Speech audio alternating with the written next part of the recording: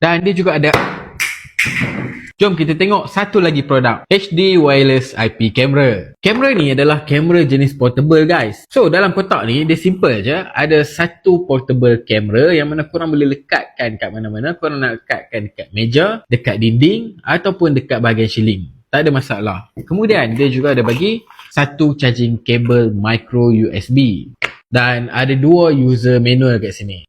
Okay guys, aku dah connect ke smartphone dan seperti yang korang boleh tengok dekat sini. So inilah dia punya hasil video dia. Okay, dekat sini dia ada beberapa option lah yang korang boleh buat. Satu, korang boleh flip, kemudian korang boleh mirrorkan dia dan korang boleh pilih resolution sehingga 4K babe. Jom kita test yang 4K. 4K kualiti dia sama aja. So kita tengok yang 2K. Kualiti dia sama aja masa kita view. Mungkin masa record lah yang dia akan berbeza sikit. Kemudian korang boleh tengok frame per second kat atas tu dia cuma 15, 11 macam tu je lah. Dan benda ni korang boleh masukkan ke network korang, yang mana kalau korang duduk jauh pun, selagi mana dia connect dengan internet, korang tetap boleh monitor daripada jauh. Dan dia juga ada,